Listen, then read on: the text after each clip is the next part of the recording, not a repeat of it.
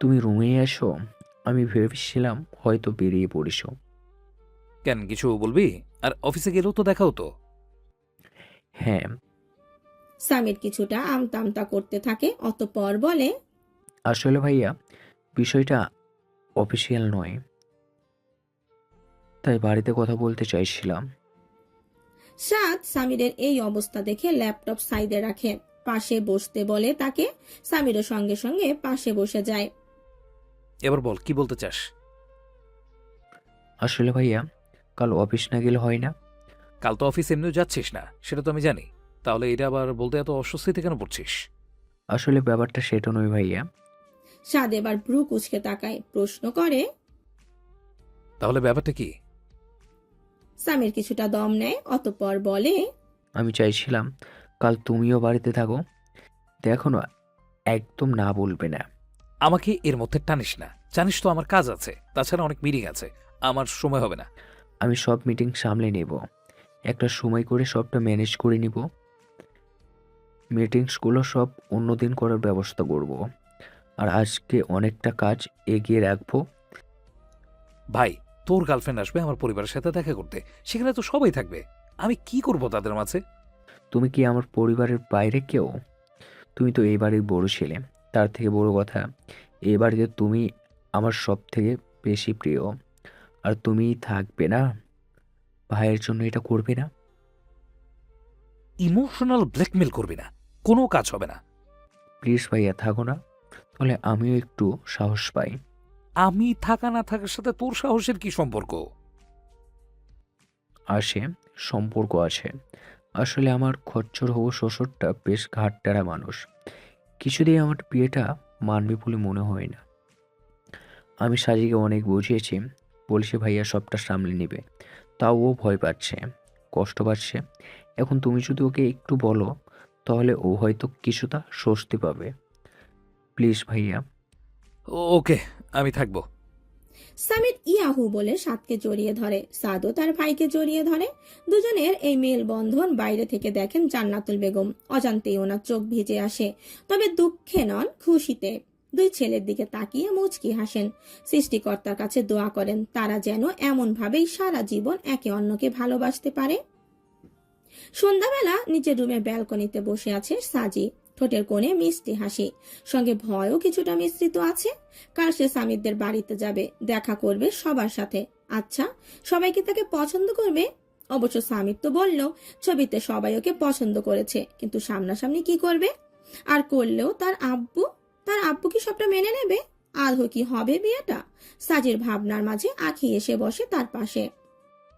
কি গো ভাবনা কুমারী, কি এত ভাবো? সাজি কেঁপে ওঠে কিঞ্চিত, আঁখির দিকে ফিরে একটা সূক্ষ্ম হাসি দেয়। ভাবছি কি হবে, আমি কি সামিরকে পাবো? কেন পাবি না? অবশ্যই পাবি। আবু নিজের মেয়ের মতের বিরুদ্ধে নিশ্চয়ই যাবেন না। যেখানে উনি ভালোবাসা মানেন না, সেখানে আমি ভালোবেসেছি, প্রেম করেছি বছরের পর বছর। এসব জানার পর আব্বু সবটা মেনে নেবে ভাবছিস? আমি একটা জিনিস বুঝি না, আবু প্রেমের এত বিরোধী কেন? কি কারণ থাকতে পারে বলতো? জানলে কি আর এখানে বসে বসে টেনশন করতাম? সাজি মুখটা ছোট করে ফেলে, বোনের করুণ মুখ দেখে মায়া হয় আঁখির। মন খারাপ করিস না আপু, কাল তো আব্বু তাড়াতাড়ি কোর্টে চলে যাবেন। আমি সেই সময় আম্মুকে পাকড়াও করব, ঠিক জেনে ছাড়বো সত্যিটা। আমায় জানতেই হবে। সত্যিটা জানবি মানে? তুই কাল আমার সাথে যাবি না? না আপু, কাল আমার যাওয়ার থেকে এই সত্যিটা জানা বেশি জরুরি। আর কাল অনেকটা সময় পাবো, আব্বুও বাড়ি থাকবে না। এই সুযোগে কি বারবার আসবে নাকি? সেটাও ঠিক, কিন্তু আমি একা। প্রেম করার সময় তো ঠিক একা একা প্রেম করেছিস, তখন কি আমার কথা মনে ছিল? আঁখির কথায় সাজি তার মাথায় একটা চাটি মারে। আঁখি মাথায় হাত ডলতে ডলতে বলে, উফ, মারলি কেন? আমার সাথে খারাপ ব্যবহার করলে কিন্তু তোকে কোনো সাহায্য করবো না, আমি বলে দিলাম। হ্যাঁ, তা তো করবে না। হাতে কাদায় পড়লে তো চামচিকেও লাথি মারে। ওরে আমার হাতি রে, হয়েছে হয়েছে, এত দুঃখ পেতে হবে না। আমায় ভাবতে দে, কিছু তো একটা করতেই হবে। আর সেটা কালই। সেই জন্য তোকে একাই ওই বাড়ি যেতে হবে। আমি এদিকে আম্মুর পেট থেকে দেখি না কোনো কথা বের করতে পারি কিনা। একা যেতেই ভয় লাগছে। আঁখি সাজির হাতে হাত রেখে বলে, ভয় পাস না আপু, সব ঠিক থাকলে ওটাই তো তোর শ্বশুরবাড়ি হবে। আরে সব ঠিক থাকবে, মানে থাকলে বলছি কেন, ওটাই তোর শ্বশুরবাড়ি হবে, কেউ আটকাতে পারবে না। যেই সামনে আসবে এই আঁখি তাকে হাওয়ার মতো উড়িয়ে দেবে। আব্বুকে উড়াতে পারবি? সাজির কথায় আখির মুখটা চুপসে যায়। সে বেশ করুণ কণ্ঠে বলে, মজার সময় এমন সিরিয়াস কথা কেউ বলে? দেখা গেল আব্বুকে হাওয়ায় ওড়ানোর আগে আব্বুই আমাকে চোখ দিয়ে ভস্ম করে দিল, তখন এই বাচ্চা মেয়েটার কি হবে আপু? তাহলে এত বড় বড় কথা না বলে আব্বুকে কিভাবে ম্যানেজ করবি সেটা ভাব। আমার তো সব ভেবে হাত পা ঠান্ডা হয়ে যাচ্ছে। সে যখন হবে দেখা যাবে, আপাতত ওসব ভাবিস না। তুই এখন নিজেকে হ্যাপি রাখ। কাল ওই বাড়িতে যাবি, অনেকেই থাকবে নিশ্চয়ই, তাদের সামনে নিজেকে তো সুন্দর লাগতে হবে, তাই না? আর একজন মানুষের সুন্দরতার রহস্যই হলো তার হাস্যোজ্জ্বল মুখ, ভেতরের আনন্দ খুশি। তুই যখন ভেতর থেকে খুশি থাকবি, আনন্দে থাকবি, দেখবি এমনিতেই তোর বাহ্যিক সৌন্দর্য বেড়ে যাবে। তোর মুখের হাসি তোর সৌন্দর্যের কারণ হবে। তাই এসব উল্টাপাল্টা চিন্তা ভাবনা বাদ দে তো। আমি বললাম তো আমি আছি, ঠিক একটা ম্যানেজ করে নেব কিছু একটা। আর সামির ভাইয়া তো আছেনই, আমার সাথে সকালে কথা হয়েছে, ভাইয়া সব সামলে নেবে বলেছে। তুই সামিরের নাম্বার কোথায় পেলি? বলবো কেন, সিক্রেট। বলিস না।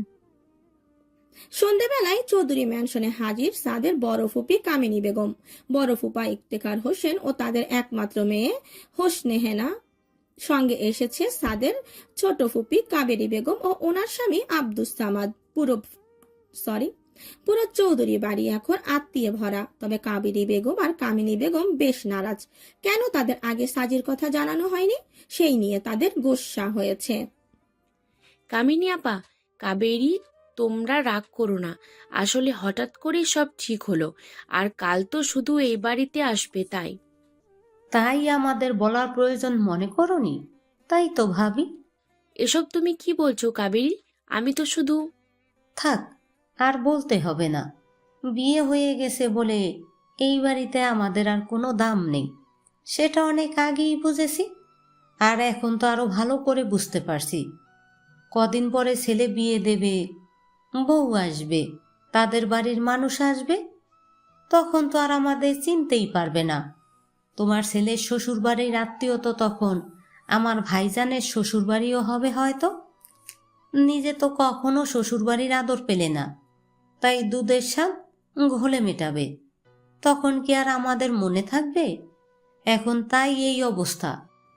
কাবেরী বেগমের কথায় জান্নাতুল বেগমের মুখটা ছোট হয়ে যায়। এমনিতেও ওনাদের ভাবি ননদের বেশ ভালোই সম্পর্ক ছিল, কিন্তু কাবেরী বেগম বেশ কয়েক বছর আগে সাদকে নিজের জামাই হিসাবে পাওয়ার জন্য জান্নাতুল বেগমের কাছে প্রস্তাব রেখেছিলেন। কিন্তু জান্নাতুল বেগম সেই সময় বলেছিলেন সাদ এই বিয়েতে রাজি না। তখন থেকেই কাবেরী বেগমের রাগ। তিনি মনে করেন জান্নাতুল বেগম বললেই সাদ রাজি হয়ে যেত। যতই সে বলুক না কেন বিয়ে করতে চাই না, কিন্তু জান্নাতুল বেগম ভালো করে বললে সে রাজি হয়েই থাকতে পারতো না হয়ে। তাই কাবেরী বেগম মনে করে জান্নাতুল বেগম ইচ্ছা করেই বিয়ের ব্যাপারটা এড়িয়ে গেছেন আর সাদের নামে দোষ চাপিয়ে দিয়েছে। জান্নাতুল বেগম কিছু আর বললেন না। হঠাৎ করেই ওনার মনে তীব্র কষ্ট হানা দেয়। তবে নিজেকে সামলে নেন। সাবিহা বেগম একে কাবেরীকে বলেন, ছোট আপা, তোমার রাগটা কোথায় আমি বেশ বুঝতে পারছি, কিন্তু এখানে তো আপার কোনো দোষ নেই। আমার মনে হয় তোমার ইচ্ছাটা যাকে নিয়ে সেখানে গিয়ে তোমার কথাটা বলা উচিত। তুমি আমার মুখে মুখে তর্ক করছো সাবিহা।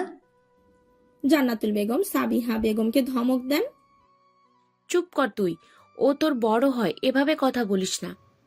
অন্যের দোষ ঢাকা বন্ধ করো আপা, নইলে এভাবে বারবার অপমানিত হতে হবে। প্রতিবাদ করতে না পারো, চুপ করে থাকো। অন্যের প্রতিবাদ করতে আসলে বাধা দিও না। তুমি আমাকে অপমান করছো সাবিহা। আগে তো জানতাম বড় ভাবি আমাদের পছন্দ করে না, এখন তুমিও? কে বলল আপা তোমাদের পছন্দ করে না? আপা তোমাদের জন্য সারা জীবন করে গেলেন, আর এখনও করে যাচ্ছেন, ভবিষ্যতেও যাবে। আর রইল ভালোবাসার কথা, উনি তোমাদের অনেক ভালোবাসেন, শুধু তোমরাই সেই ভালোবাসার মর্যাদা দিতে পারো না। আহ সাবিহা, এক চর খাবি কিন্তু, যা রান্নাঘরে যা। সাবিহা বেগম আর কিছু বলেন না। রাগে গজগজ করতে করতে রান্নাঘরে চলে গেলেন। তবে রাগটা হয়েছে জান্নাতুল বেগমের ওপর। তার আপা কেন এদের এসব কথা মুখ বুজে সহ্য করে যাবে, সেটাই উনি বোঝেন না। মাঝে মাঝে তো একটু প্রতিবাদ করলেও পারে, কিন্তু না, উনি চুপ থাকবেন। নিজে ভালো সাজার জন্য অন্যকে দিয়ে অপমান করলে ভাবি। ওর হয়ে আমি মাপ চাইছি কাবেরী। থাক, তোমাকে আর মাপ চাইতে হবে না। আমরা দু বোন এই বাড়িতে আর আসবো না। যেই বাড়িতে আমার বোনের সম্মান নেই, সেখানে আমিও আসবো না। এমনভাবে বলো না বড় আপা, আমাকে মাফ করে দাও। দয়া করে আর রাগারাগি করো না। বাড়িতে জামাইরা আছেন, ওনাদের সামনে প্লিজ। কাবেরী বেগম কিছু বলতে যাবেন তার আগেই সাজ্জাদ চৌধুরী, আজাদ চৌধুরী আর ওনার দুই বোন জামাই ড্রয়িং রুমে আসলেন। এতক্ষণ ওনারা আজাদ চৌধুরী রুমে ছিলেন, অফিসিয়াল ব্যাপারে নানান কথাবার্তায় ব্যস্ত ছিলেন। ওনাদের দেখে দুই বোন চুপ থাকলেন, তবে কাবেরী বেগমের ভেতরের রাগটা কমল না। ভাবি, আমাদের জন্য একটু কড়া করে চা আনো তো। কতদিন আপনার হাতের চা খাইনি। আমি এক্ষুনি আনছি, আপনারা বসুন ভাইজান। বলেই জান্নাতুল বেগম রান্নাঘরে চলে গেলেন। গিয়ে দেখেন সাবিহা বেগম মুখ ভার করে কাজ করছেন। জান্নাতুল বেগম ওনাকে দেখে মুচকি হাসলেন। আমার বোনটার বুঝি অভিমান হয়েছে? কে বোন? কার বোন? আমি কারো বোন নই, আর না আমার কোনো আপা আছে। আমি শুধু এই বাড়ির ছোট বউ, আর এটাই আমার একমাত্র পরিচয়। জান্নাতুল বেগম বুঝলেন সাবিহা বেগম বেশ ভালোই চটেছেন, তাই বেশি কিছু না বলে সাবিহা বেগমকে জড়িয়ে ধরলেন, বললেন, রাগ করে না, ওদের আব্বু আম্মু বেঁচে নেই, আপন বলতে তো আমরাই আছি, ভাই ভাবি ভাইপো ভাইজি। এখন আমরা যদি ওদের ওপর রাগ করি, ওরা কোথায় যাবে? তাই বলে ওরা বারবার কেন তোমার দুর্বল জায়গায় আঘাত করবে? থাক না, করে যদি ওদের মনে একটু কমে তাহলে কমুক, আমার তো কোনো অসুবিধা নেই। তোমার অসুবিধা আছে? তোমার অসুবিধা আছে কি? তোমার অসুবিধা আছে কি নেই সেটা আমি খুব ভালো করেই জানি। নিজের কষ্ট হলে বলতে শেখো আপা। আমার জন্য তো তুই আছিস। আছি তো। এবার তোমার দুই বৌমা আসুক, তারপরে ওদের সব শিখিয়ে দেব, তারাও প্রতিবাদ করবে। একদম না, ওদের কেন টানছিস? তুমি চুপ করো তো, এটা আমাদের শাশুড়ি বৌমার ব্যাপার, তুমি একদম এর মাঝে আসবে না। আমার বৌমাকে কি শেখানো হয় আমি বুঝবো। জান্নাতুল বেগম কিচ্ছু বললেন না, একটা দীর্ঘশ্বাস ফেলে চা বানাতে শুরু করে দিলেন। ড্রয়িং রুমের কাছে মানুষের সমাগম বাড়ির সৌন্দর্য যেন আরো বাড়িয়ে দিয়েছে। কিয়ারা, কিয়ান, অভিক, অভিকা আর হোসনে হেনা অভিকার রুমে গল্প জুড়ে দিয়েছে। আচ্ছা কিয়ান, তোর কি ব্যাপার বলতো? কিয়ান প্রশ্নবোধক দৃষ্টিতে তাকালো হেনার দিকে। কি বলতে চাইছিস হেনা? না, যে ছেলে সারাক্ষণ বলে ব্যস্ত আছি ব্যস্ত আছি, সে আজ কদিন এই বাড়িতে আছে, এটা বেশ ভাবার বিষয়। সবাই হেনার কথায় সমর্থন জানায়। কিয়ান প্রথমে কিছুটা থতমত খায়, সে তো চলে যেতেই চেয়েছিল, কিন্তু যখন সামিরের কাছ থেকে শুনলো আখিও এই বাড়িতে আসবে, তখন আর তার যেতে ইচ্ছে করলো না। মেয়েটিকে দেখার জন্য থেকে গেল, কিন্তু এদেরকে তো সেটা বুঝতে দেওয়া যাবে না, তাই তো কথা ঘোরাতে বলল, তোরা এখানে কেন এসেছিস? কেন আবার? ভাবিকে দেখতে। তাহলে আমিও ভাবিকে দেখার জন্যই আছি। দেখ, এই প্রথম আমাদের কাজিনদের মধ্যে কারো বিয়ে হবে। ভেতর থেকে একটা আলাদাই এক্সাইটমেন্ট কাজ করছে, তাই তো থেকে গেলাম। আর কাজ তো সারা জীবনই থাকবে, তাই বলে কি ভাইয়ের আনন্দে সামিল হব না? তাই কি হয়? সবাই কিয়ানের কথা মেনে নিল, কেউ ঘূর্ণাক্ষরেও টের পেল না তার মনের হদিস। ডিনার শেষ, সাদিত অফিসের কিছু ফাইল চেক করছিল। হঠাৎ করে তার চোখে হানা দেয় আখির ভয়ার্ত মুখ। কেমন করে চোখ খিচে দাঁড়িয়েছিল মেয়েটা, অথচ সেদিন কেমন গুন্ডির মতো তার গাড়ির কাঁচ ভেঙে ফেলেছিল, সেটা মনে পড়তেই সাদের চোয়াল আবার শক্ত হয়ে যায়। সে ধুম করে ফাইল বন্ধ করে ফেলে। সেদিনকার অপমানে গা রাগে রিরি করে ওঠে। মিস তোতা পাখি, তোমাকে সায়স্তা করার রাস্তা আমি পেয়ে গেছি। আমাকে অপমান করে না? আমার গাড়ির কাঁচ ভাঙা, এমনকি তোমার জন্য আমি অসুস্থ পর্যন্ত হয়েছি, কিচ্ছু ভুলিনি আমি। আর না, তোমাকে বলতে দেব, এই সাদ আল আয়ান চৌধুরী যেখানে কোনো দোষী করেনি, সেখানে তুমি তাকে দোষী বানিয়েছ। শাস্তি তো তুমি পাবেই, তৈরি থেকো। সেই সকাল থেকে আখি সাজিকে সাজিয়ে যাচ্ছে তো যাচ্ছেই। সাজি ওদিকে বিরক্ত হচ্ছে, তার উপর টেনশন তো আছেই, কিন্তু এই মেয়ে শুনলে তো। আর কত সাজাবে? আমার মনের মতো হোক, তারপর সাজানো বন্ধ করে দেব। আরে তুই হলি আমার আপু, তোকে সুন্দর লাগতেই হবে, যেন ওই বাড়ির সবাই তোকে দেখে হাঁ হয়ে যায়। হয়েছে হয়েছে, তাড়াতাড়ি কর, আমাকে তো আবার ফিরতে হবে। এই তো আর একটু, নে হয়ে গেছে।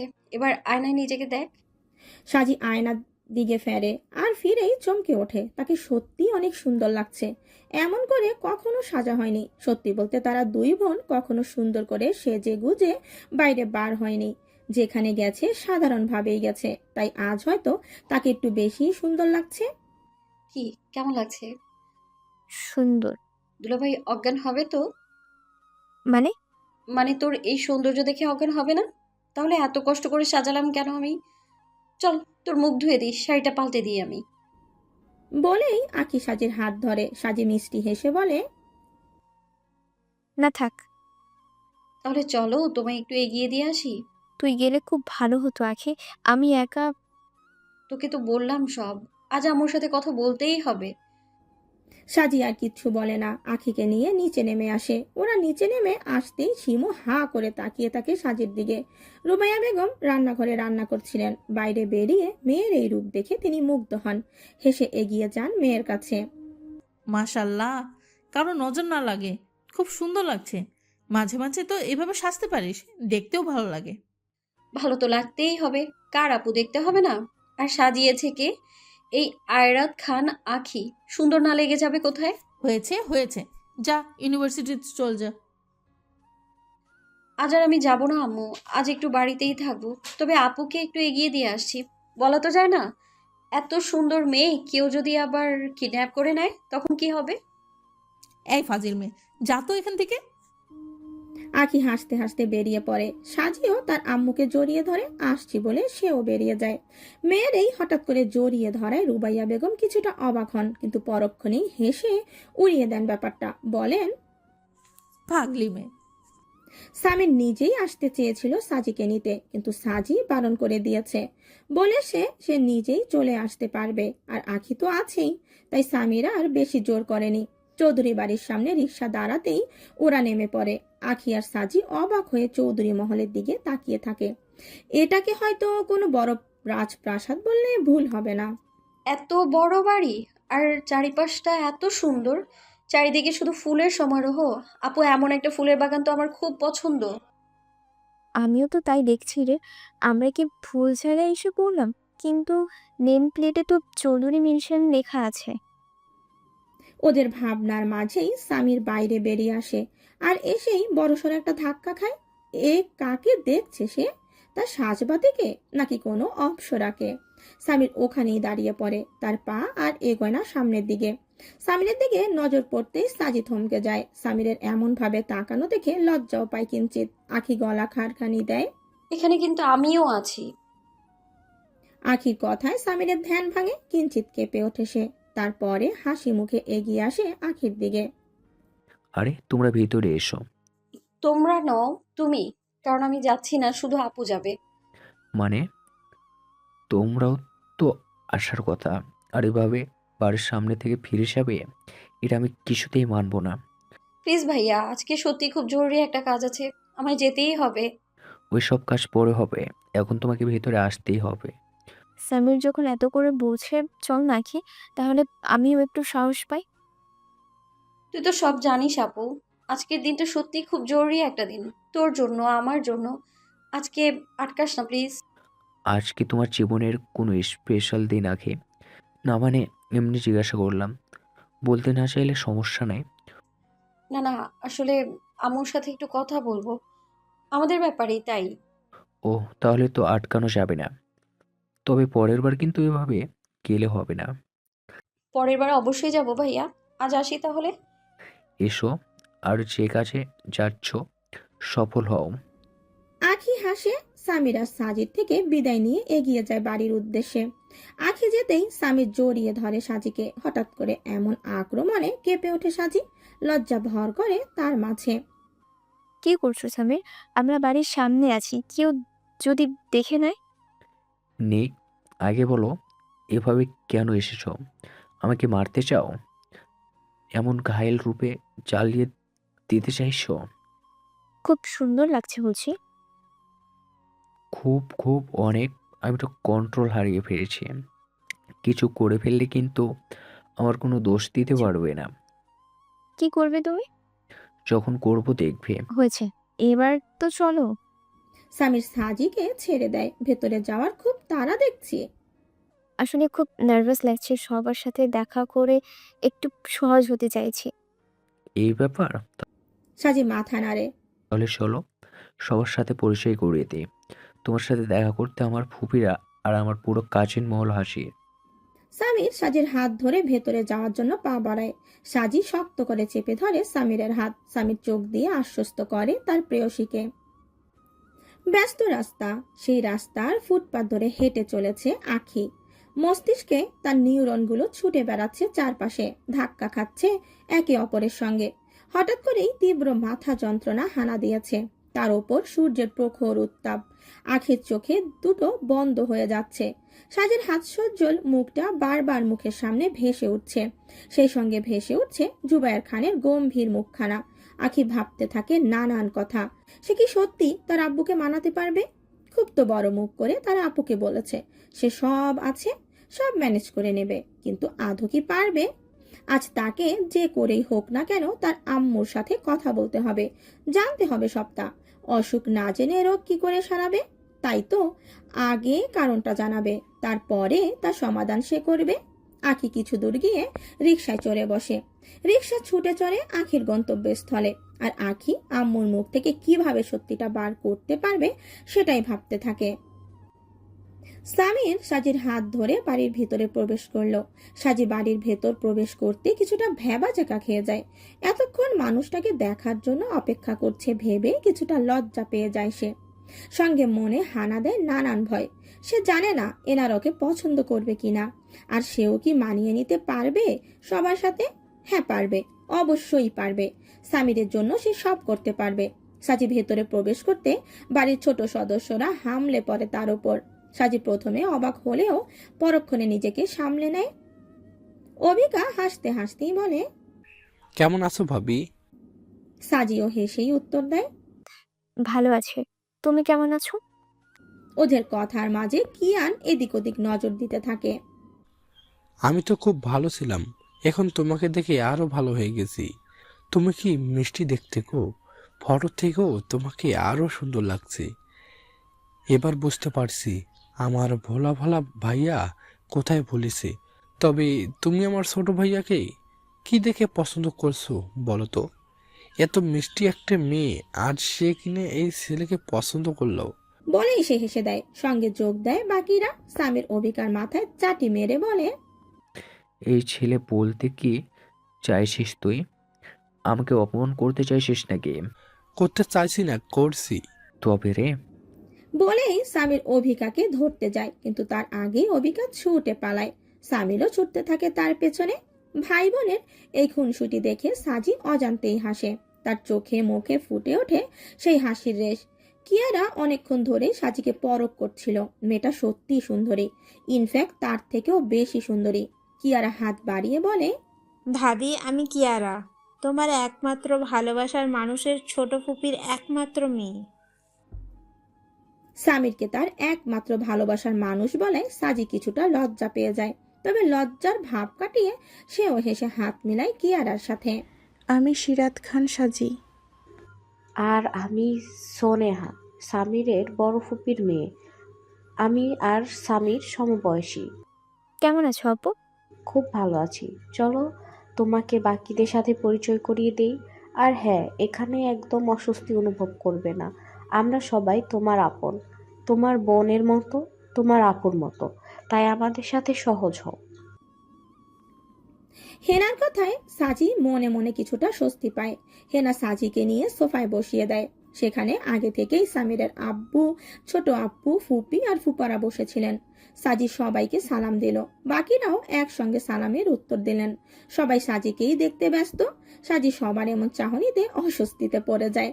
আজাদ চৌধুরী বোধহয় সাজির অস্বস্তি বুঝতে পারলেন, তাই তো ওনার জায়গা থেকে উঠে গিয়ে সাজির পাশে গিয়ে বসলেন। অপর পাশে বসলো সামির। সামির পাশে বসায় সাজি হয়তো একটু মনে শক্তি যোগায়, ভয় কিছুটা কমে আসে। আজাদ চৌধুরী সাজির মাথায় হাত বুলিয়ে দিলেন। সাজি কেঁপে উঠল কিঞ্চিত, তাকালো আমজাদ চৌধুরীর দিকে। আজাদ চৌধুরী মিষ্টি একটা হাসি উপহার দিয়ে বললেন, তো তাকেই ভালোবেসো ঠিক আমার মতো। আমি স্বামীর আব্বু, সব ঠিক থাকলে তোমাকেও আব্বু হয়ে যা। আমি সামিরের আব্বু, সব ঠিক থাকলে তোমারও আব্বু হয়ে যাব। তাই আমাকে ভয় পেও না, তোমাকে দেখেই বুঝতে পেরেছি ভয় পেয়েছো, অবশ্যই সেটাই স্বাভাবিক। নতুন জায়গা, নতুন মানুষ, তবে আমরা তো সবাই আপন। আপন মানুষের কাছে ভয় কিসের? ভাইজান ঠিক বলেছে সাজি, একদম ভয় পেও না। আমি হলাম তোমার একমাত্র হবু ছোট শ্বশুর। আমাদের সাথে তো তোমার সম্পর্ক হবে মিষ্টি, সেখানে ভয়ের কোনো জায়গা নেই। সাজি সামিরের দিকে ফেলে মিষ্টি হাসি হাসে। সে ভাবেইনি এখনকার মানুষেরা এত ভালো। তার ভয়টা সহজেই ধরে নিয়ে তাকে সাহস যোগাবে, তার সাথে সম্পর্কের গভীরতা বোঝাবে। আনন্দে সাজির আঁখি ভরে আসার জোগাড়, কিন্তু সে নিজেকে সামলে নেয়। ওদের সামনে কাঁদা যাবে না, নইলে ওনারা এটাকে ভুল হিসাবে ভাবতে পারেন। আব্দুস সামাদ বলেন, তোমরা কি একাই পরিচয় হবে? আমাদের সাথেও একটু পরিচয় করাও। সামাদের কথা শুনে মনে মনে রাগে ফুঁসতে থাকেন কাবেরী বেগম। সাজিকে কেন জানি না তার সহ্য হচ্ছে না। একে তো এই মেয়ে তার নিজের মেয়ের থেকেও সুন্দরী, তার হাসি মাশাল্লাহ। সব থেকে বড় কথা, জান্নাতুল বেগম ওকে পছন্দ করেছেন, অথচ ওনার মেয়েকে করেননি। সেই জন্য রাগটা আরো তীর তীর করে বেড়ে যাচ্ছে। সামির আব্দুস সামাদকে দেখিয়ে সাজিকে বলে, সাজি সবার সাথে কুশল বিনিময় করে। অল্প সময়ের মধ্যে সে সবার সাথে মিশে যায়। তখনই রান্নাঘর থেকে নাস্তা নিয়ে বার হন জান্নাতুল বেগম আর সাবিহা বেগম। জান্নাতুল বেগম টেবিলে নাস্তা রেখে এগিয়ে যান সাজির দিকে। সামির ওর আম্মুকে দেখিয়ে বলে, ইনি আমার আম্মু। সাজি উঠে দাঁড়ায়। জান্নাতুল বেগম সাজির সামনে দাঁড়িয়ে বলে, মাশাল্লাহ, আমার ছেলের পছন্দ আছে বলতে হবে। সাজি লজ্জা পেয়ে যায়, লজ্জা মাথা মুখ নিয়েই বলে, ভালো আছেন আন্টি? ভালো আছি, আরো ভালো হয়ে যাব যখন এই মিষ্টি মুখটা আমি রোজ দেখতে পাবো। সকালে বিকালে শুধু এই মুখের হাসিটা দেখতে পাবো। সাজি জান্নাতুল বেগমের কথার মানে বুঝতে পেরে মাথা নামিয়ে নেয়। আপা, আমাদের বৌমা দেখছি লজ্জা আর আমার লতাকে তোমরা আরো লজ্জা দিচ্ছ, তাই না? বেচারির অবস্থা দেখো। ভাইয়ের দেখে খুব কষ্ট হচ্ছে, এখন থেকেই বউয়ের সাইড নিচ্ছ। আমার ছেলে ভালোবাসার মানুষের পাশে সারা জীবন থেকে যাবে, সে এখন হোক আর পরে, ঠিক আমার মতো। উফ, তোমার এইসব কথাই আমার মতো বলা বন্ধ করো তো। সবসময় নিজের ঢাক নিজে পেটাবে। তাহলে মানছো আমি তোমাকে ভালোবাসি, আগলে রাখি? আজাদ, জান্নাতুল বেগম চোখ রাঙান, কিন্তু আজাদ চৌধুরী সেদিকে কোনো হেলদোল নেই। তিনি তো কথাটা বলেই চুপ হয়ে যান, কিন্তু লজ্জা পেয়ে যান জান্নাতুল বেগম। ভুরো হয়ে গেল তা ওনার পর ওনাকে সবার সামনে লজ্জা দিতে ছাড়েন না। বাকিরা ঠোঁট টিপে হাসে, কিন্তু কাবেরী বেগম নিলিপ্ত। তার কাছে এখন এসব অসহ্য লাগছে। কামিনী বেগম বোনের মনের অবস্থা হয়তো বুঝলেন, তাই তো তার কানের কাছে গিয়ে বললেন, সহ্য করে নে একটু বোন, স্বামীরের বিয়েটা হয়ে যাক, তারপরে আমি আর তুই মিলে সাদের সাথে সাদ আর কিয়ারার বিয়ের কথা বলবো। কামিনী বেগমের কথা শুনে কাবেরী বেগম আতকে ওঠেন। একটা শুকনো ঢোক গিলে বলেন, এসব আমি কি বলছো আপা? সাদকে সরাসরি বিয়ের কথা বলবো? পাগল হয়ে গেছো তুমি? তুমি সাদকে চেনো না বুঝি? ও আমাদের সম্মান করতে পারে, কিন্তু বিয়ের ব্যাপারে কথা বললেও রেগে যাবে, সরাসরি মানা করে দেবে। আর কিয়ারার কথা বললে তো ওকে এক ধমকে চুপ করিয়ে দেবে। না না ভাই, আমাদের আমাদের ভাইজান আর ভাবির সাথে কথা বলতে হবে। একমাত্র ভাবি পারতো সাদকে রাজি করাতে, কিন্তু ভাবি বেইমানি করলো আমাদের সাথে। চিন্তা করিস না, সুযোগ বুঝে এবার বিয়েটার কথা তুলবো। সাদ বিয়ে না করে যায় কোথায় দেখব? সাজি সাবিহা বেগমের দিকে তাকায়। সাবিহা বেগম মিষ্টি হেসে বলেন, আমি তোমার ছোট শাশুড়ি, তবে আমাদের শাশুড়ি ভেবে একদম ভুল করবে না। আমরা হলাম অনেক ইয়াং, তবে বন্ধু ভাবতে পারো। সাজি মুগ্ধ হয় সবার ব্যবহারে। সত্যি সবাই অমাহিক, এই বাড়ির বউ হবে সেটা ভাবলেই তার মনে প্রজাপতি দৌড়াচ্ছিল। এত সুখ বুঝিয়েছিল তার কপালে। উফ, তোমাদের পরিচয় পর্ব শেষ হলে এবার ভাবিকে আমাদের কাছে দিয়ে দাও তো, আমরাও তো পরিচয় হব নাকি? তোমাদের একা চিনলে হবে? তোকে চিনে কি করবে? সারাক্ষণ তো ওকে জ্বালাবি, যেমনটা আমাদের জ্বালিয়ে মারিস। তুমি এমনটা বলতে পারলে আম্মু? আমি না তোমার একমাত্র ছেলে? ধুস, কেউ আমাকে ভালোই বাসো না। ঠিক আছে, বাঁচতে হবে না, এখন তো ভাবি এসে গেছে। তোমার ভাগের যত্ন আমি ভাবির কাছ থেকে নিয়ে নেব। অভিক, তারপরে সাজির দিকে ফিরে বলে, কি ভাবি আমাদের মতো নিপীড়িত দেবরদের যত্ন করবে তো? শুধু তোমাকে যত্ন করবে। আর আমি কি দোষ করলাম? আমি কেন বাদ যাব? তোর আবার যত্নের দরকার নাকি? এমনি তো সারাদিন সবার মাথায় উঠে নাচিস। আমার নিরীহ ভাবের দিকে একদম নজর দিবি না। কিয়ান এতক্ষণে মুখ খুলল। সে তো আখির অপেক্ষায় ছিল, কিন্তু সে আসেনি দেখে মনে মনে বেশ কষ্ট পেয়েছে। কত স্বপ্ন সাজিয়ে রেখেছিল নিজের মনে, কিন্তু সব স্বপ্ন নিমেষেই ভেঙে খান খান হয়েছে। সে একটা দীর্ঘশ্বাস ফেলে। হঠাৎ করে মনটা খারাপ হয়ে যায়, ভালো লাগে না আর কিছু, তাই তো চুপচাপ থাকে। জান্নাতুল বেগম সাজিকে প্রশ্ন করেন, তোমার সাথে তোমার বোনের আসার কথা ছিল, সে আসেনি? আসলে আন্টি, বাড়িতে ওর একটু কাজ পড়ে গেছে আম্মুর সাথে, তাই আসতে পারেনি। তবে আমার সাথে এই বাড়ির গেট পর্যন্ত এসেছিল। সে কি বাড়ি পর্যন্ত এসেই চলে গেল? জান্নাতুল বেগম এবার রাগী চোখে ছেলের দিকে তাকালেন। স্বামী, তুই বাইরে গেছিলিস কি জন্য? মেয়েটা বাড়ির সামনে দিয়ে চলে গেল আর তুই ওকে যেতে দিলি? বাড়িতে আনতে পারলি না? আসলে আন্টি, ওর কোনো দোষ নেই। ও তো আখিকে ভিতরে আসতেই বলেছিল, কিন্তু বাড়িতে জরুরি কাজ থাকায় ওকে যেতে হয়েছে। জান্নাতুল বেগম বলেন, ঠিক আছে, তবে পরের বার কিন্তু তোমার বোনকে নিয়ে আসবে। স্বামীর তো খুব প্রশংসা করেছে ওর মুখে তোমার বোনের বর্ণনা শুনে তো এখন ওকে আমার দেখতে ইচ্ছা করছে। সেদিন নাকি রেস্টুরেন্টে অল্প সময়ই স্বামীর সাথে ভাব জমিয়ে নিয়েছিল। সাজি হাসে। আসলে ও অমনি, খুব সহজেই সবার সাথে মিশে যেতে পারে, ভাব জমিয়ে ফেলতে পারে। এদের কথা শুনে কাবেরী বেগম মনে মনে ফুঁসতে থাকেন। তবে ওনার বড় ভাবির বারবার এই আখি মেয়েটাকে দেখতে চাওয়ার কারণটা উনি বুঝলেন না। আচ্ছা ভাবি, তোমার বোন কোন ক্লাসে পড়ে? সে কি আমার বয়সী? আখি এবার অনার্স 3rd ইয়ারে। হ্যাঁ, রতনে তো রতন চিনবেই। তবে মনে মনে ঠিকই বলে, এক উড়নচণ্ডী তো আরেক উড়নচণ্ডীকে পছন্দ করবেই। সাদের কথায় অবিকা সহ বাকিরা সিঁড়ির পানে তাকায়। অবিকা বুঝলো না কথাটা তার বড় ভাইয়া ঠিক কি মিন করে বলেছে, কারণ তার বড় ভাইয়া ফালতু কথা বলে না। কিন্তু কি বলতে চাইলো? ওদিকে সাদকে দেখে কিয়ারা হা হয়ে গেছে। সদ্য গোসল করে আসা সাদকে বড়ই স্নিগ্ধ লাগছে। ভেজা চুলগুলো চারিদিকে ছড়িয়ে ছিটিয়ে আছে, কয়েকটা কপালে এসেও পড়েছে। মুখে সব সময়ের মতো গম্ভীর ভাব বিদ্যমান। এতেই যেন তার সৌন্দর্য হাজার গুণ বেঁধে গেছে। সবাই চেয়ে আছে তার দিকে। সবার এমন চাহনিতে বিরক্ত হয় সাদ, রাগী চোখে তাকায়। আখি ধীর পায়ে বাড়িতে প্রবেশ করে, দেখে তার আম্মু রান্নাঘরে ব্যস্ত। সে ধীরে ধীরে এগিয়ে যায় সেদিকে। রুবাইয়া বেগম আখিকে দেখা মাত্রই বলে ওঠেন, এ কি, তোমাকে এমন লাগছে কেন মা? শরীর খারাপ লাগছে নাকি?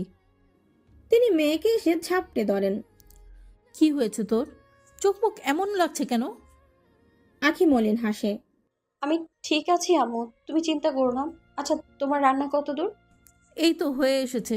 খিদে পেয়েছে বুঝি? যা, ফ্রেশ হয়ে নে, আমি তোর খাবার দিচ্ছি। না আম্মু, খিদে পায়নি আমার। আচ্ছা আম্মু, তুমি আমায় ঠিক কতটা ভালোবাসো? আখির কথা শুনে রুবাইয়া বেগম ভ্রু কুঁচকে ফেলেন। এটা আবার কেমন কথা আখি? বলো না আম্মু, কতটা ভালোবাসো? সন্তানদের প্রতি মায়েদের ভালোবাসার কি কোনো পরিমাপ হয়? তারা তো স্বার্থহীনভাবে শুধু ভালোবেসে যান। তাহলে আমি যদি তোমার কাছে কিছু চাই, দেবে আমায়? কি চাই তোর? আমার সাধ্যের মধ্যে হলে আমি নিশ্চয়ই দিব। অবশ্যই, সেটা তোমার সাধ্যের মধ্যেই আম্মু। আমার কিছু প্রশ্নের উত্তর চাই, যেটা আমার এখনই জানা দরকার। রুবাইয়া বেগম জোহরি চোখে তাকান আখির দিকে, বোঝার চেষ্টা করেন তার ভেতরের অভিব্যক্তি। প্রশ্ন? হ্যাঁ, তুমি রান্নাটা সেরে নাও, আমি ফ্রেশ হয়ে আসছি। বলেই আখি চলে যায় ফ্রেশ হতে। রুবাইয়া বেগম আখির যাওয়ার পানে তাকিয়ে থাকেন অনেকক্ষণ। বোঝার চেষ্টা করেন তার মেয়ের হয়েছেটা কি। এমন ভাবে তো কোনোদিন বলেনি। কোনো ব্যাপারে কথা বলবে? রুবাইয়া বেগম চিন্তায় পড়ে যান। ওনার মেয়ে কোনো প্রশ্নের উত্তর চায়। কি এমন জানতে চায় যার জন্য ওকে এমন বিধ্বস্ত দেখাচ্ছে? রুবাইয়া বেগম আর ভাবতে পারেন না। এখন আখি প্রশ্ন করা পর্যন্ত ওনাকে অপেক্ষা করতেই হবে। তাই তিনি রান্নার কাজে লেগে পড়েন। দ্রুত শেষ করতে হবে বাকি রান্না। আখি ফ্রেশ হয়ে এসে নিজের আম্মুর সামনে দাঁড়ায়। রুবাইয়া বেগম সবে রান্না শেষ করে বাইরে এসেছেন। আখি ওনাকে দেখা মাত্রই কোনো রকম ভনিতা ছাড়াই প্রশ্ন করে, আব্বু কেন ভালোবাসার বিরোধী আম্মু? এভাবে তাকিয়ে থাকার কি হলো? সাদের গম্ভীর গলায় সবাই নিজেদের নজর ফেরায়, কিন্তু কিয়ারা তখনও বেহায়ার মতো চেয়ে রয়। সাদ এবার রেগে যায়, কঠিন কণ্ঠে বলে, এই সবাই আমাকে এইভাবে দেখা বন্ধ করো প্লিজ। এমন হুঙ্কারে কিয়ারা কেঁপে ওঠে, সঙ্গে সঙ্গে নিচের নজর ফেলায়। সাজি হালকা ঢোক গেলে সবাই এখানে হাসি খুশি ভাবে কথা বললেও এই প্রথম সে কারো গম্ভীর কণ্ঠে ভরকে যায়। সামিরের দিকে ভয়ার্ত চোখে তাকায়। সামির চোখ দিয়ে তাকে আশ্বস্ত করে, বোঝায় ভাইয়া এমনই। এত রেগে যাচ্ছিস কেন সাদ? এত সুন্দর লাগলে সবাই তো তাকিয়েই থাকবে। ওই জন্যই তো বলছি বিয়েটা করে নে, তাহলে কেউ আর এমন ভাবে দেখবে না, তখন শুধু বই দেখবে। কামিনী বেগমের কথায় সাদ আবার ফুঁসে ওঠে, তবে সাজির দিকে নজর পড়তে সে চুপ হয়ে যায়। বোঝে এখানে আর রাগ দেখানো ঠিক হবে না। এই ভাইয়া, বিয়ের কথা শুনলে এত রেগে যায় কেন বলো তো? আমার মনে হয় ভাইয়া ছ্যাঁকা খেয়ে বাঁকা হয়ে গেছে, তাই তো কোনো মেয়ের সংস্পর্শে আর আসতে চায় না। এই অভিক, একদম ভাইয়ার নামে উল্টাপাল্টা কিছু বলবি না। ভাইয়া মোটেও ছ্যাঁকা খায়নি। ভাইয়া তো ছোট থেকেই মেয়েদের থেকে দূরে দূরে থাকে। হ্যাঁ, এটা ঠিক, ভাইয়া গুটি কয়েক বান্ধবী ছিল, কিন্তু তারা শুধুই বান্ধবী। হ্যাঁ, তাই এসব বলা বন্ধ কর। ঠিক বলেছো হেনা আপু, আমার ভাইয়াটা একদম জাতা, সবাইকে নিজের মতো ভাবে। উনি ছ্যাঁকা খেয়ে খেয়ে বেড়ায় বলে এখন ভাইয়ার নামেও সেই দোষ দিচ্ছে। কি, আমি ছ্যাঁকা খেয়ে বেড়াই? এত বড় কথা! সত্যি কথা দিনে অনেকবার বলা যায়, আর আমি তো বলবই। ওরে শাকচুন্নি, তোকে তো আমি পরে দেখে নেব। আরে যা যা। কেমন আছো শান্তি? কত শান্ত অথচ গম্ভীর কণ্ঠস্বর। সাজি কেঁপে ওঠে কিঞ্চিত, তবে হালকা হেসে বলে, ভালো আছি ভাইয়া, আপনি কেমন আছেন? ভালো। আমাকে চেনো তুমি? জি, সামিরের ফোনে আপনার ছবি দেখেছি। তাছাড়াও তো সবসময় আপনার কথা বলে। সাদ ছোট্ট করে উত্তর দেয়। ও, ব্যাস, আর কোনো কথা হয় না দুজনের মধ্যে। ছোটরা সাজিকে নিয়ে নানান গল্প জুড়ে দেয়। সাজিও অল্প সময়ে তাদের সাথে মিশে যায়। নিস্তব্ধ পরিবেশ, শুধু শোনা যাচ্ছে নিঃশ্বাসের শব্দ।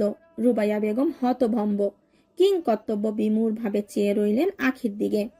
আখিও চেয়ে রয় তার আম্মুর পানে, উত্তরের আশায় দাঁড়িয়ে থাকে চাতক পাখির ন্যায়। আখির এর আগেও অনেকবার এই প্রশ্নটা করেছে, কিন্তু আগের মতো এমন বিচলিত তাকে কখনোই দেখায়নি। তাই তো রুবাইয়া বেগম কিছুটা দমে গেলেন।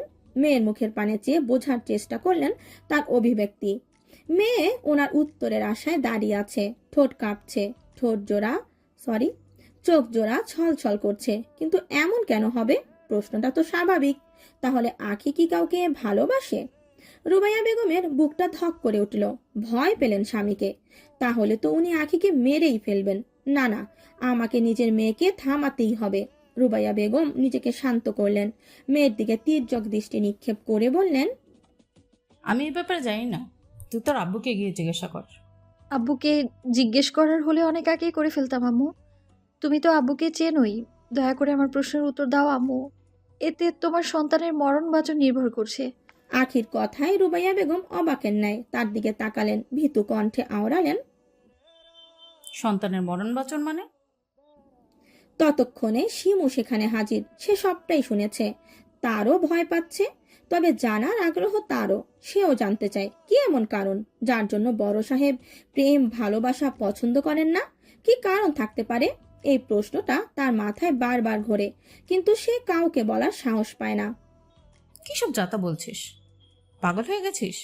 বাইরে কি আকাম কুকাম করে বেরিয়েছিস? রুবাইয়া বেগমের কথাটা আখির একদম বুকের মধ্যে গিয়ে লাগলো। ছলছল চোখে আম্মুর পানে চেয়ে সে বলল, কোনো আকাম করিনি আম্মু, কিন্তু প্রশ্নের উত্তর চাই আমার। আমি কিছু জানি না। তাহলে ভবিষ্যতে কি হবে সেটা আমিও বলতে পারছি না আম্মু, কিন্তু আমি কাউকে কষ্ট পেতে দেব না।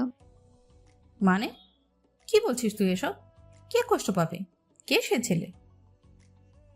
আগে আমার প্রশ্নের যথাযথ উত্তর দাও আম্মু। বললাম তো আমি জানি না। তাও কেন বারবার একই প্রশ্ন করে যাচ্ছিস? ঠাটিয়ে মারবো এক চর। মারো, তাও প্লিজ বলো আম্মু। তোমার সন্তানের জন্য হলেও, আমি জানি তুমি সবটা জানো। প্লিজ আম্মু বলো না। তোমার কাছে আর কোনোদিনও কিছু চাইবো না আমি। শুধু সত্যটা জানতে চাই এখন। আমি কিছু করিনি আম্মু, কিন্তু সবাই যেন ভালো থাকে তার জন্য আমাকে সত্যিটা জানতেই হবে। আব্বুর সামনে তো আমি গলা তুলে কথাও বলতে পারবো না, কিন্তু তুমি তো আমার খুব কাছের। আমাকে বলো না আম্মু, প্লিজ সত্যিটা বলো। সময় যে পেরিয়ে যাচ্ছে আম্মু, নিজের সন্তানের জন্য এটুকু করতে পারবে না তুমি? রুবাইয়া বেগম দমে যায়। উনি সত্যিটা না বললে ওনার সন্তানের কি হবে? বড় ক্ষতি হয়ে যাবে কি? রুবাইয়া বেগম ভয় পেলেন, সন্তানের কথা ভেবে কষ্ট পেলেন। বল আম্মু, বলো। বেশ, তবে তাই হোক। তবে একটা কথা মনে রাখিস, নিজের আব্বুকে কষ্ট দেওয়ার ভুলটা কখনো করিস না। আখি মাথা নেড়ে জানায় কখনো না। রুবাইয়া বেগম শিমুর দিকে তাকালেন, কিন্তু তাকে চলে যেতে বললেন না। তারও জানা দরকার আসল সত্যিটা, কারণ ভালোবাসার ভুলটা তো সেও করেছে। কিন্তু রুবাইয়া বেগম আদৌ সেটা ভুল মনে করে কিনা সেটা ওনার জানা নেই। তিনি শুধু চান ওনার স্বামী ভালো থাকুক, কষ্ট না পান।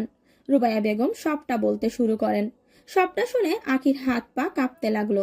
তাল সামলাতে না পেরে সে বসে পড়ল ফ্লোরে। শিমুর চোখে পানি।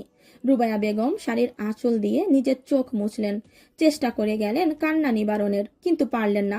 অস্তুসিক্ত নয়নেই বলতে লাগলেন, ভালোবাসার মানুষের কাছে ধোকা পেলে মানুষ নিজেকে সামলে রাখতে পারে না। ধোকা মানুষকে শক্ত আর কঠিন বানিয়ে দেয়। তখন অপর মানুষের আবেগ তার উপর আর কাজ করে না। তো রাব্বু তো ভালোবেসে আগলে রেখেছিলেন, যত্নে রেখেছিলেন, কিন্তু দিন শেষে উনি কিছুই পাননি, কিছুই না। আখি এবার তার আম্মুর পানে তাকায়। কিছু বলতে গিয়েও থেমে যায়, তবে মনে মনে ঠিক ভেবে নেয় তার আপুকে সে কষ্ট পেতে দেবে না। আর না কষ্ট পেতে দেবে তার শিমু আপাকে। সে লড়বে। সকলের ভালোবাসার জন্য সে লড়বে। তার জন্য যদি তার আব্বুর বিরুদ্ধে যেতে হয় তাও সে যাবে। সবটাই তো শুনলি, এবার বল আমার সন্তানের মরণ বচন কেন জড়িত এর সাথে?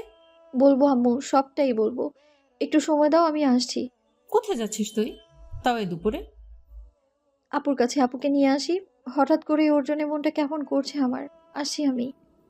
বলেই আখি বেরিয়ে পড়ে। রুবাইয়া বেগম পেছন থেকে অনেকবার ডাকলেন, কিন্তু আখির কোনো সাড়া পাওয়া গেল না। রুবাইয়া বেগম ভেবে পেলেন না যে এই মেয়ে কি করতে চাইছে। অতঃপর তিনি শিমুর দিকে চাইলেন। মেয়েটা ধুকরে ধুকরে কাঁদছে। হয়তো জালালকে পাওয়ার কোনো সুযোগ বা উপায় কোনোটি তার কাছে আর অবশিষ্ট নেই। রুবাইয়া বেগম শিমুর কাছে আসলেন। ওর মাথায় হাত বুলিয়ে বললেন, ভালোবাসাটা হয়তো অন্যায় নয়, তবে ধোকা দেওয়াটা অন্যায়। আশা করি আমি কি বলেছি তুই বুঝতে পারছিস। তাই এমন কোনো কাজ করিস না যাতে উনি কষ্ট পান। তবে আমার বিশ্বাস একদিন সব ঠিক হয়ে যাবে। তুইও পেয়ে যাবি জালালকে। শুধু অপেক্ষা কর মা, তাছাড়া যে উপায় নেই আর। শিমু অশ্রুসিক্ত নয়নের চেয়ে মাথা নাড়ায়। রুবাইয়া বেগম হালকা হাসেন, তবে মনের ভয় কমে না। ওনার মেয়ে আসলে করতে চাইছেটা কি সেটা ওনার এখনো বোধগম্য হলো না। তবে সে বাড়ি ফিরলে উনি প্রশ্ন করবেন, জানতে চাইবেন সবটা। খাবার টেবিলে সবাই বসে আছে। সাজি খেতে চায়নি, কিন্তু জান্নাতুল বেগম তাকে জোর করে খেতে বসিয়েছেন। একটা ধমকও দিয়েছেন এর জন্যে। তবে সাজি এতে কষ্ট পায়নি, বরং তার মনে ভালো লাগা ছেয়ে গেছে। সে মিষ্টি হেসে কয়েক পলক তাকিয়েছিলেন জান্নাতুল বেগমের দিকে। জান্নাতুল বেগমের এহেন ব্যবহার কাবেরী বেগমের কাছে ন্যাকামি ছাড়া আর কিছুই মনে হচ্ছে না। কই, তার মেয়ের সাথে তো উনি এমন ব্যবহার করেন না। এটা নিজের বৌমা বলে যত সব আদিক্ষেতা। জান্নাতুল বেগম সাদকেও খেতে বসিয়েছেন। সাদ এখন দ্বিমত করেনি, ভাইয়ের পানে চেয়ে খেতে বসে গেল। নইলে সাজি আর তার ভাইকে হয়তো ভুল বুঝবে। তার ব্যবহার হয়তো তার ভাইয়ের উপর প্রভাব ফেলতে পারে। সবাই টুকিটাকি খাচ্ছে, কিন্তু সাজি চুপচাপ। তার মাথায় ঘুরছে নানান চিন্তা ভাবনা। সাদ লক্ষ্য করলো ব্যাপারটা, তাই তো সরাসরি প্রশ্ন করলো, নিজের আব্বুর কথা ভাবছো? সাদের প্রশ্নে সবাই তার দিকে দৃষ্টিপাত করে। সাজি ভাবনায় মশগুল ছিল, তাই সে কিঞ্চিত কেঁপে ওঠে। মাথা নেড়ে জানায়, না। আমি যথেষ্ট অভিজ্ঞ ব্যক্তি, বোঝার ক্ষমতা কিছুটা হলেও আমার আছে। তোমাকে দেখে যে কেউ বলে দিতে পারবে তুমি চিন্তিত। যেহেতু সামির আমাকে তোমার পরিবার সম্পর্কে বলেছে, তাই এটি একমাত্র কারণ হতে পারে। কি ঠিক তো? সাজি হ্যাঁ সূচক মাথা নাড়ে। শোনো, সামির তোমাকে কি বলেছে আমি জানি না, তবে তুমি এই বাড়িরই বউ হবে, সেটা যেভাবেই হোক না কেন। এ নিয়ে তোমার চিন্তা করার কোনো দরকার নেই। আমি আছি, সবটা সামলে নেব। আর রইল তোমার পরিবারের কথা, সেটা আমার দায়িত্ব। আমি দায়িত্ব নিয়ে তোমার পরিবারকে সবটা বোঝাবো। আর আমি যখন দায়িত্ব নেই সেটা পূরণ করেই ছাড়াই, যে কোনো মূল্যে। যদি রাজি না হন? সাজির কণ্ঠে স্পষ্ট ভয়, বেদনার আভাস। রাজি না হওয়াকে কি করে রাজি করাতে হয় সেটা এই সাদ আল আয়ান চৌধুরী খুব ভালো করেই জানে। সো এসব ভাবা তোমার কাছে না। তুমি বরং আমার ভাইয়ের দিকে খেয়াল রাখো। তোমার চিন্তায় সে খাওয়া দাওয়া ঠিক করে না, তার যত্ন করো, ভালোবাসো, আর অন্য কিছু ভাবার কোনো দরকার নেই। সাদের কথায় সবাই তার দিকে অবাক দৃষ্টিতে তাকায়। কিয়ারার তো মনে লাড্ডু ফুটেছে। সাজির বুক থেকে বুঝি এতক্ষণে ভয়ের বোঝাটা নামলো। স্বামী তার কানে কানে ফিসফিস করে বলল, এবার বিশ্বাস হলো তো সাজবাতে? বলেছিলাম না ভাইয়া সবটা সামলে নেবে। দেখো ভাইয়া ঠিক সামলে নেবে, একদম ভেবো না। সবাই এবার চুপচাপ খেতে নিলেন। আজাদ চৌধুরী খেতে খেতে দুই ছেলে আর সাজির দিকে এটা ওটা এগিয়ে দিলেন। সাজি এতেও মুগ্ধ হলো। কত ভালো এই বাড়ির লোকগুলো। তবে সাদ সম্পর্কে সে যা শুনেছিল সবটাই সত্যি। যেমন রাগী রকচটা, তেমনি মনের দিক থেকে নরম তুলোর মতো। রাগী মানুষগুলো বুঝি এত ভালো হয়? হয়তো। সাজি মন ভরে দোয়া করলো, এই বাড়ির সবাই চায় সাদের বিয়ে হোক, বড় বউ আসুক এই বাড়িতে। সাজিও সেটাই চাইলো। ভাইয়ার জীবনে এমন কেউ আসুক যে তার সমস্ত সুখের বিনিময়ে তাকে ভালোবাসবে, আগলে রাখবে, যত্নে রাখবে, যেমন স্বামীর তাকে রাখে। না না, তার থেকেও বেশি রাখুক, ভালো রাখুক। ভালোবাসার মানুষগুলো একে অপরের পাশে থেকে কাটিয়ে দিক সারাটা জীবন। খাওয়া ছেড়ে সবাই বসে আছে সোফায়। সাজি সবার সাথে টুকিটাকি কথা বলতে ব্যস্ত। সাদ খাওয়া দাওয়া করে সেই যে ঘরে গেছে, এখনো নিচে নামেনি। তাহলে এবার আসল কথায় আসা যাক। আজাদ চৌধুরীর কথায় সবাই সেদিকে দৃষ্টি ফেরান। সাজি, আমরা চাইছি খুব তাড়াতাড়ি, মানে 1-2 দিনের মধ্যেই তোমার বাড়িতে যেতে। আসলে সামির বলছিল তোমার আব্বুর কোন ছেলে নাকি তোমাকে দেখতে আসবে তোমার এক্সামের পর। সাজি হ্যাঁ সূচক মাথা নাড়ায়। তো ওখানেই বিয়ে করে নাও না বাপু, এত ঝামেলার কি দরকার? কাবেরী বেগমের কথায় সবাই কিছুটা অসন্তুষ্ট দৃষ্টিতে ওনার দিকে তাকান, কিন্তু কাবেরী বেগমের সেদিকে কোনো হেলদোল নেই। সাজি কষ্ট পায়। ভালোবাসলে ঝামেলা পোহাতেই হবে ফুপি। আর ভালো যখন বেসেছি, বিয়ে আমি সাজিকেই করব। এই কথাটা মাথায় ঢুকিয়ে নাও। আর সাজির সামনে এসব কথা বলবে না, ও কষ্ট পাবে। বাবা, এখনই বইয়ের আঁচল ধরে ঘোরা শুরু করে দিয়েছিস। খুব উন্নতি হয়েছে দেখছি। হবেই তো, ও আমাদের ছেলে। এই বাড়িতে ছেলেরা কখনো বউকে অবহেলা করে না, আর না করে মেয়েদের অসম্মান। বউ হচ্ছে হৃদয়ের রানী, তাকে রানীর মতোই ট্রিট করা উচিত। এটা যদি তোমার কাছে মনে হয় আমার ছেলে একটা মেয়ের আঁচল ধরে ঘুরবে, তো আমি বলবো 100 বার ঘুরুক, মেয়েরা ফেলনা নয়। আজাদ চৌধুরীর কথায় সাজির চোখ ভরে আসে, তবে দুঃখে নয় বরং সুখে। তার কপালেও বুঝি এত সুখ ছিল, আদতেও সে এত ভালোবাসার যোগ্য। ওদিকে আজাদ চৌধুরীর কথা শুনে কাবেরী বেগম রেগে যান, তবে নিজেকে শান্ত রাখেন। এখন মাথা গরম করলে হবে না, এই বাড়িতে তার মেয়েকে ঢোকাতেই হবে। অভিক হেনা আর অভিকা রাগে রিরি করতে লাগলো, তবে বড়দের মুখের ওপর কথা বলা উচিত হবে না বলেই চুপ হয়ে গেল। এখানে সাদ থাকলে হয়তো যোগ্য জবাবটা দিয়ে দিত। আজাদ চৌধুরীর মতো শান্তভাবে কথা বলতো না, সে বোঝাতো নিজের ভাষায়। যাই হোক, তাহলে তোমার বাড়ির ঠিকানা দাও, আমরা সময় মতো পৌঁছে যাব। বাড়ির ঠিকানা আমি দিয়ে দিব আব্বু। আচ্ছা, ও ভালো কথা। তোমার আব্বুর নামটাই তো জানা হলো না। কি নাম ওনার? জুবাইর খান, উনি একজন অ্যাডভোকেট। কথাটা শোনা মাত্রই জান্নাতুল বেগম বড় বড় চোখে তাকালেন। আজাদ চৌধুরী চমকে উঠলেন, থমকে গেল জান্নাতুল বেগম। কি কি নাম বললে? জুবাইর খান। তোমার দাদু দাদিমা ওনাদের নাম কি? জান্নাতুল বেগম তোতলাচ্ছেন। সাজি কেমন অবাক হলো। কি হলো ওনার, এমন কেন করছেন? কি হলো বলো। জান্নাতুল বেগমের কথায় সাজির ধ্যান ভাঙে। দাদুর নাম মরহুম জোসেফ খান আর দাদিমা মরহুম মরিয়ম বিবি। ব্যাস, সাজির বলতে দেরি, অথচ জান্নাতুল বেগমের বুকে ঝড় উঠতে দেরি হয় না। বাকি বড়রা একে অপরের মুখ চাওয়াচাই করে। আজাদ চৌধুরী কিং কর্তব্য বিমূঢ় ভাবে চেয়ে রয় সাজির পানে। জান্নাতুল বেগমের হাতে থাকা প্লেট পড়ে যায়, উনি পড়ে যেতে নেন। আজাদ চৌধুরী ওনাকে ধরার আগেই সাদ এসে ধরে ফেলে। সে এতক্ষণ নিজের ঘরে বসে অফিসের কিছু কাজ করছিল। ঘরে পানি না থাকায় সে নিচে আসছিল পানি খেতে, তারপরেই এই ঘটনা। আম্মু তুমি ঠিক আছো? কি হয়েছে তোমার? জান্নাতুল বেগম সাদের কথার কোনো উত্তর দিলেন না। সামির সহ বাকিরা বসা ছেড়ে দাঁড়িয়ে পড়ল। হঠাৎ করে কি হলো সেটা ছোট কারো মাথায় ঢুকলো না। আম্মু ঠিক আছো তুমি? কথা বলছো না কেন? জান্নাতুল বেগম সামিরের কথার উত্তর দিলেন না। সামির তাড়াতাড়ি গিয়ে তার আম্মুর পাশে দাঁড়ালো। ছেলেদের উত্তেজিত হতে দেখে জান্নাতুল বেগম নিজেকে সামলালেন। সাদও সামিরকে বললেন, আমি ঠিক আছি, তোরা চিন্তা করিস না। তুমি জুবায়ের খানের মেয়ে? হ্যাঁ, বড় মেয়ে। বলেই তিনি এগিয়ে গেলেন সাজির দিকে। জান্নাতুল বেগম এটা শোনা মাত্রই সাজিকে জড়িয়ে ধরলেন, মুখ ভরে চুমু খেতে থাকেন অসংখ্য। জান্নাতুল বেগমের এমন কাজে বড়রা বাদে সবাই অবাক হয়, এমনকি সাদ নিজেও। আর সাজি, সে তো অবাকের চরম সীমায় পৌঁছে গেছে। হঠাৎ কি হলো সেটা বুঝলো না। তার আব্বুর নাম শুনে এমন কেন করছেন উনি? কাবেরী বেগম নিজের বড় বোনের দিকে চেয়ে ক্রূর হাসলেন, মনে মনে বললেন, এইবার তো জমবে আসল খেলা। ছোটদের সবার নজর জান্নাতুল বেগমের দিকে সীমাবদ্ধ। জান্নাতুল বেগম সাজিকে ছেড়ে ঝরঝরিয়ে কেঁদে উঠলেন। আজাদ চৌধুরী ওনাকে গিয়ে ধরলেন। শান্ত হও জান্নাতুল, শান্ত হও। আম্মুর কি হয়েছে আব্বু? আম্মু এমন করছে কেন? সেটা তোর আম্মুকে জিজ্ঞেস কর সাদ। তোর আম্মু বিরহ বেদনায় চলছে। আর এই মেয়েটার আর এই বাড়ির বউ হতে পারবে না। সেই সব রাস্তা বন্ধ। এই মেয়ের বাপ জীবনেও একে এই বাড়ির বউ হতে দেবে না। তোরা মাথা ঘুরেও মরে গেলেও তিনি রাজি হবে না। কাবেরী বেগমের কথায় সামির তেতে ওঠে।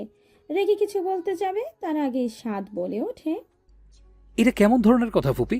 ভুলে যেও না সাঁঝি এই বাড়ির একজন সদস্য হতে চলেছে, তাই আমি চাই না তুমি এমন কোনো কথা বলো যাতে ও কষ্ট পায়।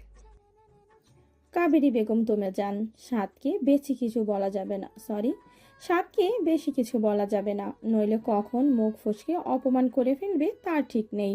তবে সাজি বেশ কষ্ট পায় কাবেরী বেগমের কথায়, কারণ তিনি এসে পর্যন্ত কোনো না কোনো কারণে সাজিকে অপমান করেছেন।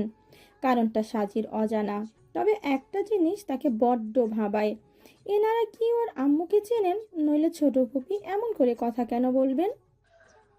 কাবিনী, তুমি চুপ করবে? দেখছো পরিস্থিতি এখন জটিলের দিকে পৌঁছে গেছে, তাহলে তুমি এমন কথাগুলো বলছো কেন? আব্দুস সামাদের কথায় কাবেরী বেগম ওনার দিকে রাগী দৃষ্টিতে তাকান, মনে মনে ক্ষিপ্ত হন। কোথায় ওনার বর ওনাকে সাপোর্ট করবেন, ওনার সাথে তাল মেলাবেন, তা না করে উনি তাকেই ধমক দিচ্ছে। ওদিকে জান্নাতুল বেগম আজাদ চৌধুরীর বুকে মাথা রেখে কেঁদে যাচ্ছেন। সাবিহা বেগম ওনাকে সান্ত্বনা দিচ্ছেন। এনাদের হঠাৎ এমন ব্যবহার ছোটদের মাথার ওপর দিয়ে যাচ্ছে, তারা বুঝে উঠতে পারছে না আদৌ হচ্ছেটা কি। সাদনীদের আম্মুর এহেন কান্না সহ্য করতে পারছে না। তার আম্মুকে সে এভাবে কখনো সবার সামনে কাঁদতে দেখেনি, তাই সেটা তাকে বড্ড পোড়াচ্ছে। সামির ওর আব্বুর দিকে তাকিয়ে একবার সাজের দিকে তাকাচ্ছে তো একবার জান্নাতুল বেগমের দিকে। দুই দিক থেকেই যেন তার মনটা পুড়ছে। আমাকে বলবে এখানে হচ্ছেটা কি? আর আম্মু তুমি এইভাবে কেন কাঁদছো? কি হয়েছে বলো আমাকে। সাদ এবার চিৎকার করে উঠল, তাতে বুঝি কাজ হলো? আজাদ চৌধুরী এবার কিছু বলতে যান, তবে ওনাকে থামিয়ে দেন জান্নাতুল বেগম। সবটা বলবো, এত বছর পর যখন সত্যিটা সামনে আসতেই চলেছে তখন সবটা বলবো। তোরা সবাই সোফায় বস। সাজি, তুমিও যাও। জান্নাতুল বেগমের কথায় সবাই সোফায় বসে পড়ে, কিন্তু বসে না সাদ। সে তো নানান চিন্তায় মশগুল, নানার প্রশ্ন তার মাঝে উকি দিচ্ছে। তবে নিজেকে সে কিছুটা দমিয়ে নেয়। আগে সে জানবে তার আম্মু কিসের সত্যি বলছে, বাকিটা পরে সে বলবে। কি হলো সাদ, তুই বস। আমি ঠিক আছে আম্মু, তুমি বসো। তোমার শরীরটা ঠিক লাগছে না। জান্নাতুল বেগম আর কথা বাড়ান না, বসে পড়েন। সাবিহা বেগম সাজ্জাদ চৌধুরীর পানে তাকায়, দৃষ্টিতে ওনার অসহায়ত্ব। ভেঙে পড়ো না, সত্যিটা চাইলেও এখন আর লুকানো যাবে না। সবাই এমনিতেও জানতে পারবে। অন্যের মুখ থেকে শোনার থেকে ভাবির মুখ থেকেই না হয় শুনুক। আর সাজি তো এই জুবায়ের খানের মেয়ে, সুতরাং এটা জানাতেই হবে। সাবিহা বেগম সহমত পোষণ করলেন। জান্নাতুল বেগম হাতের ইশারায় সাজিকে ওনার পাশে বসতে বললেন। সাজিও ওনার কথা মতো বসলেন। তার মুখে কৌতূহলের ছড়াছড়ি। জান্নাতুল বেগম দীর্ঘশ্বাস ফেললেন, অতঃপর বলা শুরু করলেন। আজ থেকে ৩২ বছর আগে, না, তার থেকে একটু বেশিই হবে। আমি তখন সদ্য কিশোরী বয়স থেকে 18তে পা দিয়েছি। আর এই বয়সে স্বাভাবিকভাবেই মানুষের আবেগ অনুভূতি একটু বেশি কাজ করে। হুটহাট করে মানুষের প্রতি ভালো লাগা ভালোবাসা জড়িয়ে যায়। আমারও তাই হয়েছিল। বয়স 18 হলেও আমি সারাদিন সখীদের নিয়ে গ্রাম চষে বেড়াতাম। আমার আব্বু গ্রামের একজন নামকরা মানুষ ছিলেন। সবাই ওনাকে শ্রদ্ধা করতেন, ভালোবাসতেন, সম্মান করতেন। আমি ছিলাম আমার ভাইজানের প্রাণ। ছোট থেকে উনি কোলে পিঠে করে আমাকে মানুষ করেছেন। একদিন আমি গ্রামের পথে সখীদের নিয়ে ঘুরে বেড়াচ্ছিলাম। তখনই আমার দেখা হলো একটা অচেনা ব্যক্তির সাথে। তিনি আমাকে নিজের কাছে ডাকলেন। কৌতূহলবশত আমিও ওনার কাছে গেলাম। উনি একটা ঠিকানা দেখিয়ে বললেন, এখানে যেতে চান। আমি ঠিকানা হাতে নিয়ে জানতে পারলাম ওটা আমার বাড়ির ঠিকানা। তাই তো বললাম, ওখানে আপনার কি কাজ? আসলে আমার একটু জরুরি কাজ আছে। ওই বাড়িতে, ওই বাড়ির কর্তার সাথে আমি একটু দেখা করতে চাই। খুব বিপদে পড়ে এখানে এসেছি। ওনার করুণ মুখ দেখে কেন জানি না আমার খুব মায়া হলো। তাই তো ঠিকানা বলে দিলাম। উনিও চলে গেলেন। তবে আমার মনে জ্বালিয়ে গেলেন ভালোবাসার আগুন। দুদিন রাতে আমি ঘুমাতে পারিনি। কেন জানি না ওনার মুখটা বারবার আমার সামনে ভেসে উঠত। আমি বারবার ওনার মাঝে হারিয়ে যেতাম। এক পলকেই যে কারোর প্রতি এতটা ভালোবাসা চলে আসবে সেটা আমি বুঝিনি। পরে নিজেকে বোঝালাম, শান্ত করলাম নিজের মনকে। কিন্তু পরদিন আবার আমাদের বাড়িতে ওনার আগমন আমার মনকে ছিন্ন ভিন্ন করে দিল। বুঝলাম এটা শুধু আকর্ষণ নয়, এটা ভালোবাসা। আমি গভীরভাবে ভালোবেসে ফেলেছি। আটকে গেছি কারো মায়ায়। কিন্তু অচেনা একটা মানুষকে এমনভাবে ভালোবাসাটাও তো শোভনীয় দেখায় না। অতঃপর নিজের মনকে আবার বোঝালাম হয়তো ওনার বাড়িতে বউ আছে, বাচ্চা কাচ্চাও থাকতে পারে। আমার ভালোবাসাটা কোনোভাবেই যৌক্তিক নয়। উনি চলে যাওয়ার পর অনেক দিন আর আসেননি। এদিকে আমার আব্বাও হঠাৎ করেই মারা গেলেন। বাড়িতে নেমে আসলো ঝড়। কদিন এভাবেই কাটলো। কিন্তু তাকদিরে হয়তো অন্য কিছু লেখা ছিল। তাই তো আবার সেই মানুষের সাথে দেখা। আমি তাকে দেখে পাশ কাটিয়ে চলে যাচ্ছিলাম, কিন্তু থমকে দাঁড়ালাম ওনার কথায়। আমাকে ভালোবাসবে লজ্জাবতী? আমি অবাক নয়নে সেদিন ওনার পানে চেয়েছিলাম। ওনার ঠোঁটে ছিল সেই মনোমুগ্ধকর হাসি যা আমার হৃদয়ে আন্দোলন শুরু করেছিল। আমি নিয়ন্ত্রণ হারিয়েছিলাম। কিছু না বুঝেই ঝাঁপিয়ে পড়েছিলাম ওনার বুকে। উনিও আগলে নিয়েছিলেন আমাকে। তারপর সময় গড়ালো। একে অপরকে জানলাম, বুঝলাম। এভাবেই চলতে থাকলো সময়। ভালোবাসার বয়স গিয়ে পৌঁছালো 1 বছর। উনি শহরে থাকতেন, মাঝে মাঝে চিঠি পাঠাতেন। আমিও আবেগ নিয়ে সেগুলো পড়তাম, রেখে দিতাম খাতার ভাঁজে। ওনাকে দেখার জন্য আমার তৃষ্ণার্ত মন বারবার ছটফট করত। কিন্তু সবসময় তো সেটা সম্ভব ছিল না। তাই তো চিঠিগুলোকেই আঁকলে ধরে রাত কাটাতাম। শত শত স্বপ্ন সাজাতাম নিজের মনে। সংসার করার আশা জাগত। ভাবতে ভাবতেই ঘুমিয়ে পড়তাম। সকালে উঠে আবার সেই ভাবনা। এভাবেই দিন গড়াতো। একদিন হঠাৎ করেই আমার ভাইজান আমার জন্য বিয়ের সম্বন্ধ ঠিক করেন। ওরা একেবারে এসে আমাকে আংটি পরিয়ে যান। সেই মুহূর্তে কি করব ভেবে পাচ্ছিলাম না। সেদিন ভাইজান আমাকে বললেন, তোর মত না নিয়ে আমাকে এটা করতে হলো। আমাকে মাফ করিস বোন, কারণ এটা আব্বার ইচ্ছা ছিল। উনি চাইছিলেন মেম্বারের ছেলের সাথে তোর বিয়ে হোক। আমি শুধু ওনার কথাটুকু পালন করেছি। তবুও তুই যদি রাজি না থাকিস বল আমায়, আমি কথা বলবো ওনাদের সাথে।